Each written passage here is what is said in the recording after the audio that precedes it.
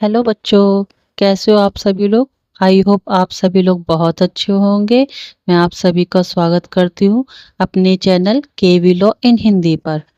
आइए आज हम डिस्कस करेंगे 2025 का आईटी एंड साइबर लॉ। इसका कोड है K6005। तो इसका फर्स्ट क्वेश्चन है जो 4 से 5 नंबर के पूछे जाते हैं क्वेश्चन पेपर में। तो फर्स्ट क्वेश्चन है हमारा, फ्रॉड यूजिंग इंटरनेट, कपट यानी इंटरनेट के उपयोग के द्वारा। तो इसका आंसर हम डिस्कस करते हैं। इंटरनेट धोखाधड़ी, जिसे ऑनलाइन धोखाधड़ी भी कहा जाता है, इंटरनेट पर की जाने वाली कई तरह की आपराधिक गतिविधियों को शामिल करती है। साइबर अपराध के इस रूप में पहचान की चोरी, पासवर्ड और डेटा की चोरी, घोटाले और डिजिटल अपहरण शामिल है, जिनका उद्देश्य वित्तीय लाभ के लिए व्यक्तियों या व्यवसायों को धोखा देना है। आपने देखा होगा आजकल बहुत ज़्यादा फ्रॉड होने लगे हैं। और इंटरनेट यानी जब से ये डिजिटल हो चुका है, सब कुछ transaction online, FB, WhatsApp, Instagram, इसके द्वारा हमारे साथ में बहुत ज़्यादा फ्रॉड होने लगा है। तो इसके बहुत सारे प्रकार है। तो आज देखते हैं इंटरनेट धोखाधड़ी के प्रकार। इंटरनेट धोखाधड़ी कोई एक प्रकार की धोखाधड़ी नहीं है, इसमें कई तरीके भ्रामक तरीके शामिल है, जिसमें से हर एक पहले से ज़्यादा चालाक है। अपराधी लगातार नए नए तरीके अपनाते रहते हैं और अनजाने पीड़ितों का शोषण करने के लिए नई नई योजनाएं बनाते रहते हैं। ऑनलाइन धोखाधड़ी के कुछ प्रकार इस तरह का है। पहला है फिशिंग यानी ईमेल घोटाले। फिशिंग स्कैम में ऐसे धोखाधड़ी वाले ईमेल शामिल होते हैं जो बैंकों या बिजली आपूर्ति प्रदाताओं जैसे विश्वसनीय स्रोतों से आने वाले ईमेल की नकल करते हैं। ये ईमेल प्राप्तकर्ताओं को उनकी जानकारी सत्यापित करने के लिए प्रेरित करते हैं। क्लिक करने के बाद पीड़ित अनजाने में धोखेबाजों को उपयोगकर्ता नाम, पासवर्ड और बैंक विवरण जैसी संवेदनशील जानकारी दे देता है। इससे निपटने के लिए सुनिश्चित करें कि आपकी इस कॉमर्स साइट के पास एक वैध सुरक्षा प्रमाण पत्र है और ग्राहकों को संदिग्ध यूआरएल पहचानने के बारे में शिक्षित करें। आपने देखा होगा बहुत सारे मेल आते हैं। मेल पे हमारे पास बैंकों से रिलेटेड होते हैं, हमारे ट्रांजैक्शन से रिलेटेड होते हैं। आजकल हम डिजिटल ट्रांजैक्शन करते हैं, उससे रिलेटेड होते हैं। तो अगर हम बाय मिस्टेक मैसेज के द्वारा या ईमेल पे क्लिक कर देते हैं, जिसमें हमारी इंफॉर्मेशन होती है बैंक्स के द्वारा, मेल के द्वारा जो बैंकों में हमारे पास में पूछे जाते हैं क्वेश्चन, इसमें हमारा पासवर्ड होता है, बैंक का अकाउंट का नंबर होता है। यदि हम उस पर क्लिक करते हैं तो हमारी इंफॉर्मेशन उन तक पहुंच जाती है। इवन हमने सिर्फ उस पर क्लिक ही किया, कोई उसमें हमने अपने पासवर्ड, नाम वगैरह नहीं डाला, तब भी इंफॉर्मेशन उन तक पहुंच जाती है। इसीलिए हमें कोई भी मैसेज या मेल खोलने से पहले बहुत ज़्यादा सोचना चाहिए, ताकि हमारे साथ कोई फ्यूचर में वो फ्रॉड ना हो सके। सेकंड है पहचान की चोरी, आइडेंटिटी थेफ्ट। ऑनलाइन उपलब्ध विशाल मात्रा में व्यक्तिगत जानकारी के कारण पहचान की चोरी आम बात है। धोखेबाज अक्सर किसी अन्य व्यक्ति की पहचान का इस्तेमाल करके धोखाधड़ी वाले खरीदारी के लिए उनके क्रेडिट कार्ड की जानकारी का इस्तेमाल करते हैं, और ई कॉमर्स में इस प्रकार की धोखाधड़ी विशेष रूप से प्रचलित है। इसीलिए ग्राहक डेटा की सुरक्षा के लिए कड़े सुरक्षा उपाय लागू करना जरूरी है। ये भी इसी तरीके से है। फेक आईडी बनाई जाती है, एक ही व्यक्ति के नाम के बहुत सारे अकाउंट्स बना लिए जाते हैं, चाहे वो सोशल मीडिया पे हो, चाहे वो ट्रांजैक्शन के लिए हो, चाहे वो क्रेडिट कार्ड वगैरह के लिए हो। तो ये हमें अपने कार्ड्स वगैरह बहुत ज़्यादा ध्यान में रखने चाहिए, ताकि वो मिसप्लेस ना हो। उसका इस्तेमाल भी बहुत ज़्यादा केयरफुली करना चाहिए, ताकि उसे कोई कॉपी ना कर सके। एंड फार्मिंग फार्मिंग फिशिंग एक ज़्यादा परिष्कृत और पता लगाने में मुश्किल संस्करण है। इसमें डीएनएस एड्रेस में बदलाव करके एक नकली वेबसाइट को असली वेबसाइट जैसे ही दिखाया जाता है, भले ही उसका यूआरएल विश्वसनीय हो। इसमें हैकर्स अनजान विजिटर से संवेदनशील डेटा इकट्ठा करते हैं, जिससे व्यक्तियों और व्यवसायों को दोनों के लिए गंभीर जोखिम पैदा हो सकता है। नेक्स्ट है ई कॉमर्स यानी आजकल हम सारे के सारे जितने भी लोग हैं मोस्टली ऑनलाइन शॉपिंग करते हैं, ये उससे रिलेटेड है। ई-कॉमर्स धोखाधड़ी की पहचान की चोरी से लेकर क्रेडिट कार्ड रिवॉर्ड स्कीम तक कई तरीके हथकंडे शामिल है। ऑनलाइन शॉपिंग के क्षेत्र में ये धोखाधड़ी किसी को भी प्रभावित कर सकती है। हालांकि सही जानकारी और निवारक उपायों से इन जोखिमों को कम किया जा सकता है। ऑनलाइन धोखाधड़ी से खुद को कैसे बचाएं? अब हम कुछ उपाय डिस्कस करेंगे जिससे हम खुद को सेफ रख सकते हैं। इंटरनेट उपयोगकर्ताओं को विभिन्न प्रकार की ऑनलाइन धोखाधड़ी से खुद को बचाने के लिए सतर्क रहना चाहिए। इन भ्रामक गतिविधियों का शिकार होने से बचने के लिए जागरूकता और सक्रिय उपाय आवश्यक हैं। ऑनलाइन धोखाधड़ी से खुद को बचाने के लिए यहाँ कुछ महत्वपूर्ण कदम दिए गए हैं। यानी पहला है सतर्क रहें। कुछ भी करने से पहले हमें एक बार सोचना जरूर चाहिए। जैसे हम रोड क्रॉस करने से पहले लेफ्ट एंड राइट देखते हैं, इसीलिए कभी कोई ट्रांजैक्शन कर रहे हैं, कोई शॉपिंग करनी है या किसी को कार्ड दे रहे हैं, पैसे निकाल रहे हैं एटीएम से, हमें बहुत सारी चीज़ों के लिए किसी भी ट्रांजैक्शन करने के लिए या पैसे निकालने के लिए 1 मिनट रुक कर सोचना चाहिए कि कहीं हमसे कोई गलती तो नहीं हो रही है। और अगर हमने कुछ गलती की है तो उसके लिए तुरंत 1930 पर कॉल करना चाहिए। तो इसका पहला है सतर्क रहें।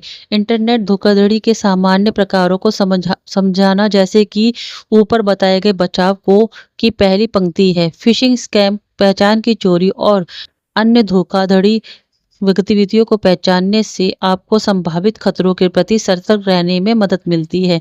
अज्ञात संपर्कों को कभी भी पैसे ना भेजें। आजकल हमने देखा होगा ना, बहुत सारे अनजान जैसे ही किसी का भी क्लोन आ जाए है व्हाट्सएप पे, आपकी फ्रेंड्स के उसके वॉइस का क्लोन बन रहा है, वो जैसे मांगते हैं आपसे, पैसे मांगते हैं और आप तुरंत उनकी आवाज़ सुनकर उनसे पहचान करके और आप उनको ट्रांजैक्शन कर देते हैं। ऐसे नहीं। और इवन हमें हर जगह स्कैन करके भी पैसे नहीं देने चाहिए, क्योंकि उससे हमारी इन्फॉर्मेशन स्कैन हो जाती है। ठीक है, तो हम पढ़ते हैं इसका। ऑनलाइन धोखाधड़ी से बचने का एक सुनहरा नियम यह है कि इंटरनेट पर मिले किसी भी व्यक्ति को कभी भी पैसे ना भेजें। धोखेबाज अक्सर विश्वास जीतने के लिए नकली व्यक्तित्व बनाते हैं और फिर पैसे हड़प लेते हैं। कोई भी वित्तीय लेन देन करने से पहले हमेशा व्यक्तियों संगठनों की वैधता की पुष्टि करें। नेक्स्ट है व्यक्तिगत और वित्तीय जानकारी की सुरक्षा। व्यक्तिगत या वित्तीय जानकारी साझा करते समय सावधानी बरतें। ऐसी जानकारी केवल वैध और विश्वसनीय स्रोतों को ही दें। ईमेल या इंस्टेंट मैसेजिंग के जरिए संवेदनशील जानकारी साझा करने से बचें, क्योंकि धोखेबाज इन माध्यमों से जानकारी चुरा सकते हैं। संदिग्ध गतिविधि की रिपोर्ट करें। यदि कभी लगता है कि आपको हाँ ये कुछ गलत हो रहा है या इस पे डाउट हो रहा है, तो उसकी रिपोर्ट इमीडिएटली पुलिस स्टेशन में या साइबर सेल में करनी चाहिए। अगर आपको ऑनलाइन धोखाधड़ी का सामना करना पड़े या फिशिंग ईमेल प्राप्त हो तो तुरंत अधिकारियों को सूचित करें। तुरंत रिपोर्ट करने से दूसरों को ऐसे ही धोखाधड़ी का शिकार होने से बचाने और धोखेबाजों का पता लगाने में मदद मिल सकती है। फैक्टली कहूँ तो मेरे साथ भी ऐसा हो चुका है। मैंने फ्लिपकार्ट पे शॉपिंग करने के लिए किया था, बट बाय मिस्टेक जो वो ऐप था वो फ्लिपकार्ट का नहीं था। इस वजह से मुझे कम से कम 1000 रुपये का लॉस हो चुका है। तो प्लीज़ मैं चाहूँगी कि किसी के साथ में ऐसा ना हो, तो प्लीज़ आप बहुत ज़्यादा ध्यान रखें। एंड नेक्स्ट है बैंक खातों की नियमित निगरानी। किसी भी अनधिकृत लेन-देन का पता लगाने के लिए अपने बैंक खातों की कड़ी नज़र रखें। अपने खातों की स्टेटमेंट की नियमित समीक्षा करने से आपको धोखाधड़ी की गतिविधि का जल्द पता लगाने और नुकसान को कम करने के लिए तुरंत कार्रवाई करने में मदद मिल सकती है। हमने देखा है बहुत सारा, इवन मेरे रिलेटिव के साथ भी ऐसा हो चुका है। पास के नहीं थे, मतलब दूर के थे, तो उन्होंने अमेज़न से कोई शॉपिंग की। मैं मतलब किसी वेबसाइट की बता नहीं रही हूँ कि उसकी मतलब क्या बोलते हैं, डिफेमेशन नहीं कर रही हूँ, बट क्या है कि ऐसा ही था।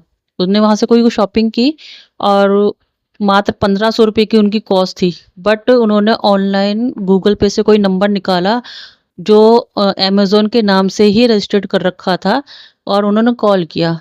जब उसने कॉल किया तो उन्होंने जो नॉर्मल कॉल होती है उस पे ना करके व्हाट्सएप कॉल पे कॉल करने के लिए कहा। आपको पता होगा कि व्हाट्सएप कॉल जल्दी से रिकॉर्ड नहीं हो सकता है, हम नॉर्मल कॉल तो रिकॉर्ड भी कर सकते हैं।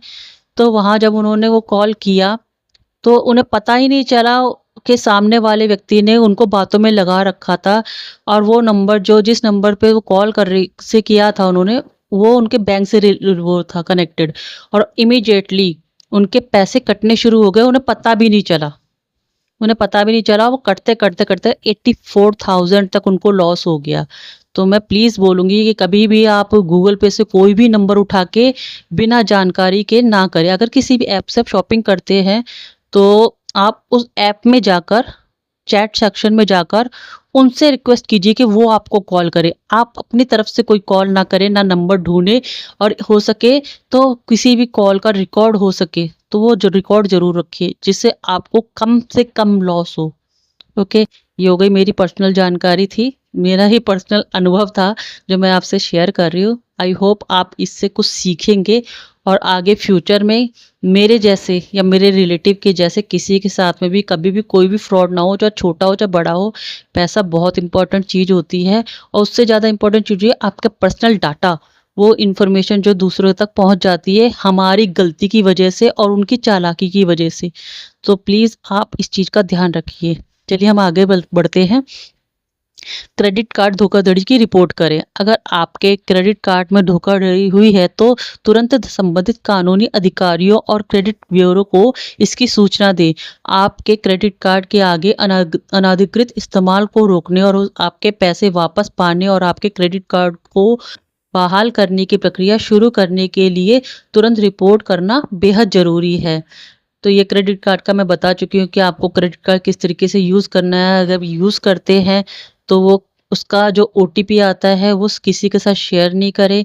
अपना क्रेडिट कार्ड खुद यूज़ करें और अगर आप किसी को दे भी रहे हैं, मतलब आप शॉपिंग करते हैं तब, तो वो देखें कि उसने वो स्वैप एक बार किया हो। कई बार वो उसका 2-3 बार स्वैप कर लेते हैं और आपको पता नहीं चलता है कि आपके बैंक से पैसे कट जाते हैं।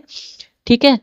नेक्स्ट है हमारा निष्कर्ष। ऑनलाइन धोखाधड़ी से खुद को बचाने के लिए सतर्कता और सक्रिय उपायों की आवश्यकता है। आम धोखाधड़ी के बारे में जानकारी रखकर आपकी अपनी व्यक्तिगत जानकारी की सुरक्षा करके और अपने वित्तीय खातों की निगरानी करके आप अपने जोखिम को कम कर सकते हैं। कभी भी अनजान लोगों को पैसे न भेजें। हमेशा अनुरोध की वैधता की पुष्टि करें। अगर आपको धोखाधड़ी का संदेह है तो आप तुरंत इसकी सूचना दें। सतर्क रहें, अपनी अंतर्ज्ञान पर भरोसा रखें और साइबर अपराधियों से एक कदम आगे रहने के लिए अपनी डिजिटल सुरक्षा को प्राथमिकता दें। तो ये हमारा जो क्वेश्चन था ये कंप्लीट हो गया है। इसके बीच में मैंने बहुत इम्पोर्टेंट आपको जानकारी भी दी है पर्सनल अनुभव के आधार पर। तो आई होप आपको ये मेरे क्वेश्चन और मेरी पर्सनल जानकारी समझ में आई होगी, पसंद भी आई होगी। अगर आपको लगता है कि मेरा पढ़ाया हुआ आपको समझ में आता है तो आप मेरे चैनल को लाइक कीजिए, सब्सक्राइब कीजिए और अपने दोस्तों के साथ शेयर कीजिए। राधे राधे।